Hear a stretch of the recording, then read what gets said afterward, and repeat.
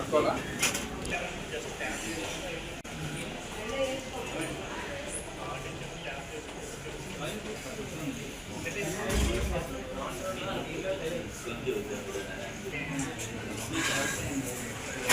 Sir వచ్చేసేసి start అయిపోతుంది.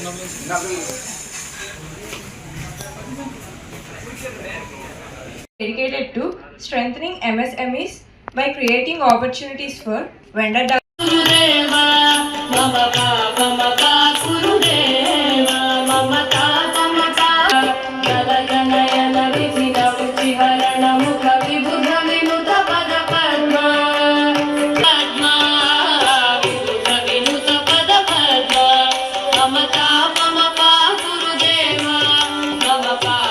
जगशयन भव मदन जनक मम जनन मरण जनन मरण भयहारी ममता मम पा गुरुदेव मम पा गुरुदेव शरणा शङ्खचक्रधर दुष्ट दैत्य हर सर्वलोक शरणा सर्वलोक शरणा अगणित गुणगण शरण शरणद विदलित सुररि पुजाला अगणित गुण ममता ममता गुरुदेव मम पा गुरुदेव भक्तवर्यमिह भूमिकरु चरण कमलमिह मनसि लसतु मम नित्यं मनसि लसतु मम नित्यं ममता मम पा गुरुदेव ममता मम पा गुरुदेव मम पा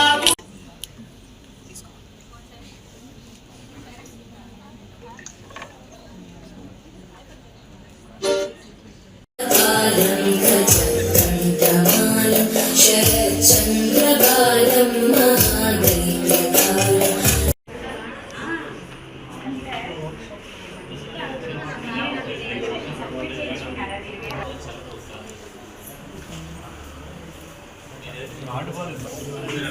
महादैत्यकालं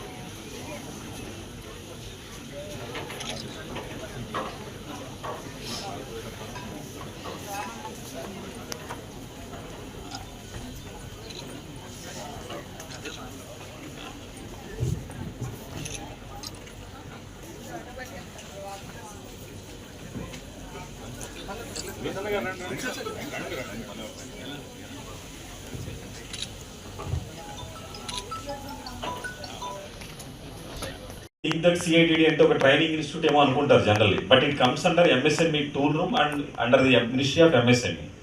మేము ఇండియా అయితే వాళ్ళు ఏంటంటే వాళ్ళ టెక్నికల్ ఎడ్యుకేషన్ కంప్లీట్ అయిన తర్వాత ఒక స్పెసిఫిక్ ఫీల్డ్లో ఎంబెడెడ్ సిస్టమ్స్ కానీ ఆటోమేషన్ కానీ ఒక పర్టికులర్ ఫీల్డ్ ఏంటంటే వాళ్ళు ట్రైన్ చేసి ఒక ట్రైన్డ్ మ్యాన్ అంటే at the same place second one ఏంటంటే we have a manufacturing unit tool rooms. మన దగ్గర ఉన్న టెక్నికల్ మెషినరీ ఏదైతే ఉందో ఇండియాలో కానీ వరల్డ్లో కానీ ఏదన్నా కొత్త టెక్నాలజీ డైవాక్సెస్ కానీ అంటే ఏంటంటే ఎలాంటి మెషినింగ్ కానీ ఎలాంటి ఆపరేషన్ కానీ చేయగలిగే ఒక హైపోథెటిక్ మెషిన్స్ మొత్తం మన దగ్గర ఉంటాయి టెక్నికల్ అవేర్నెస్ కోసం. కన్వెన్షనల్ మెషినరీ ఉంటుంది, అన్కన్వెన్షనల్ మెషినరీ ఉంటుంది కానీ ఎన్ఎఫ్సి కానీ మీరు తీసుకున్న ఏ టెక్నికల్ ఆర్గనైజేషన్ అయినా సరే ఏ టెక్నికల్ మీకు దీపావళి క్రాకర్స్ తీసుకున్నట్టే దీపావళి మీరు మ్యాక్సిమం అందరూ చిచ్చుబుడ్లు ఐడియా ఉంటుంది, ఫ్లవర్ పాట్ అంటాం మనం. ఈ చిచ్చుబుడ్డు మ్యానుఫ్యాక్చరింగ్ అందులో ఎలా ఉండేది అంటే మాన్యువల్గా చేసేవాళ్ళు అండి, అంతా మ్యానుఫ్యాక్చరింగ్ అంతా మాన్యువల్ ఉండేది. ఎలా చేయాలి, ఎలా ఒక బిజినెస్ సెలెక్ట్ చేసుకోవాలి, చూస్ చేసుకోవాలి, మన దగ్గర ఉన్న రిసోర్సెస్ బేస్ చేసుకుని ఎలా చేసుకోవాలి, నెక్స్ట్ ఎలా స్టార్ట్ చేయాలి, బ్యాంకర్స్ని ఎలా అప్రోచ్ చేయాలి, ఇవన్నీ కలిపి ఏంటంటే మీకు ఈ ట్రైనింగ్ సెషన్లో పార్ట్ ఆఫ్ ద ప్రోగ్రామ్ కింద ESGBs అవుతాయండి. ఇవే కాకుండా ర్యాంప్ అండి, ఫస్ట్ ర్యాంప్ గురించి మాట్లాడితే ఈ ర్యామ్ స్కీమ్ అనేది వరల్డ్ బ్యాంక్ ఫండింగ్తో మ్యాక్సిమం మెజారిటీ స్టేట్స్లో ఇంప్లిమెంట్ చేయడం జరుగుతుంది. MSME 1 ద్వారా స్టేట్ గవర్నమెంట్ CM CDP కూడా ప్రోగ్రామ్ పెట్టడం జరిగింది. స్కీమ్ అనౌన్స్ చేయడం జరిగింది. అలాగే ప్రతి రైల్వే స్టేషన్లో కూడా ఈ డిస్ట్రిక్ట్కి సంబంధించిన ప్రభుత్వం అనుకుంటుంది.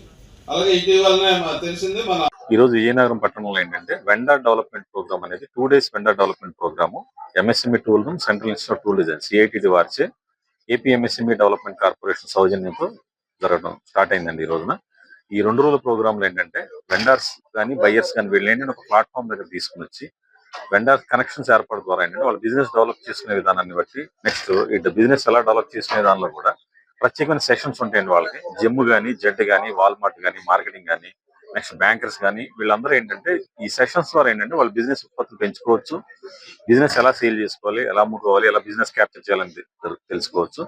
ఇది ఏంటంటే 2వ VDP ప్రోగ్రామ్ అండి విజయనగరంలో చేస్తున్నాం. ఇది ప్రత్యేకించి ఈ రోజు చేయడానికి రీజన్ ఏంటంటే జూన్ 27 అనేది MSME డే అండి. ఈ రిలేటెడ్ గా MSME వీక్ అనే నేపథ్యంలో ఏంటంటే ఈ పట్టణాన్ని ఎంచుకుని ఇక్కడ ప్రోగ్రామ్ చేయడం జరిగిందండి. ఈ రోజు దగ్గర 20 మంది స్టాల్స్ పెట్టారు. స్టాల్స్ లో వారి ఓడిఓపీలో ఏంటంటే ఇక్కడ మ్యాంగో జెల్లీ ఒకటి బొబ్బులి వేణ ఉందండి. వాళ్ళ ప్రొడక్ట్స్ ఉత్పత్తులు కూడా స్టాల్స్ పెట్టడం జరిగింది. అట్ ద సేమ్ టైం అలాగే దగ్గర 200 మంది వెండర్స్ వచ్చారు, బయ్యర్స్ వచ్చారు.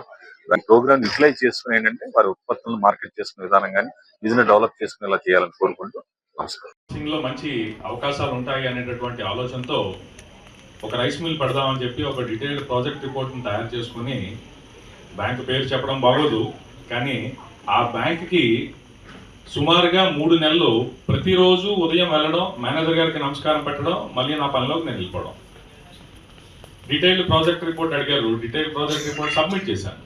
సబ్మిట్ చేసిన తర్వాత ఒక 2 నెలల తర్వాత మళ్ళీ కొత్త మేనేజర్ గారు వచ్చారు. ఆయనకి నేను సబ్మిట్ చేసిన ప్రాజెక్ట్ రిపోర్టు తెలియదు, నేను ఎవరో తెలియదు. సో మళ్ళీ కొత్తగా నన్ను నేను పరిచయం చేసుకోవడం, అలా ఒక నెల తిరగడం జరిగింది. ఆ తర్వాత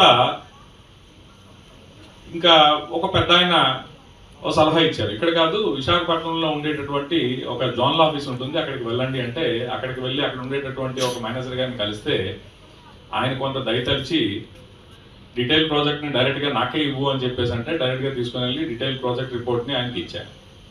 ఇస్తే ఆ డీటెయిల్ ప్రాజెక్ట్ రిపోర్ట్ చెప్పు వాళ్ళ దగ్గర చాలా ఫైల్స్ ఉన్నాయి అప్పటికే. అయితే దీనికి CGTMSC అని చెప్పి ఒక స్కీమ్ ఉంది, దీన్ని అప్లై చేయొచ్చు. అప్పటికి ఆ CGTMSC స్కీము సుమారుగా ₹1 కోటి ఉండేది అప్పట్లో. ఇప్పుడు అది 10 crores ఉంది.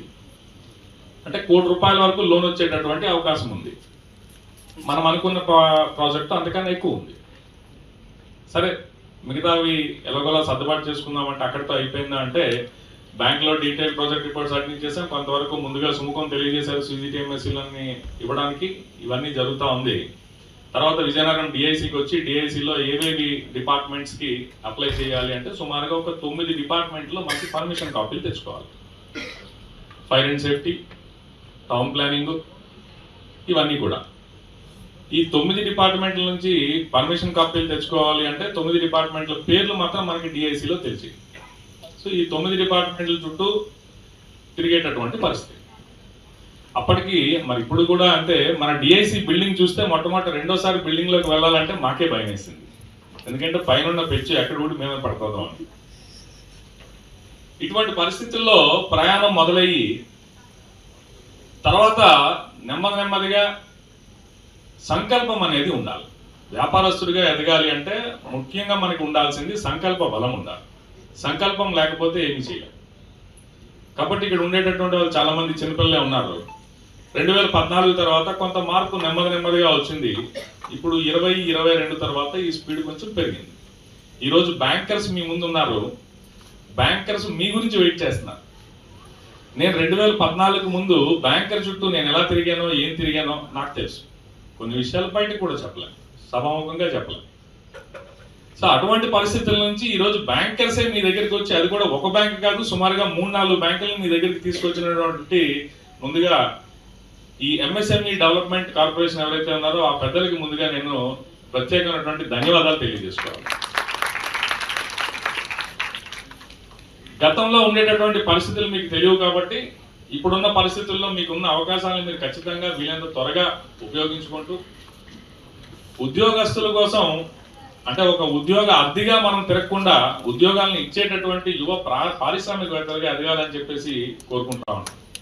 డెవలప్మెంట్ చేసి దానిలో అక్కడ లోకల్గా ఉన్న పబ్లిక్కి వాళ్ళ ఎంటర్ప్రీనర్స్కి వాళ్ళందరికీ కూడా ఎంకరేజ్ చేసి వాళ్ళకి అక్కడ ల్యాండ్ ఇచ్చి వాళ్ళకి అన్ని రకాల ఇన్ఫ్రాస్ట్రక్చర్ డెవలప్ చేసి అక్కడ మీ స్థానికులని అందరూ కూడా వచ్చి కంపెనీలు పెట్టాలని ఎంకరేజ్ చేయడం జరుగుతుంది.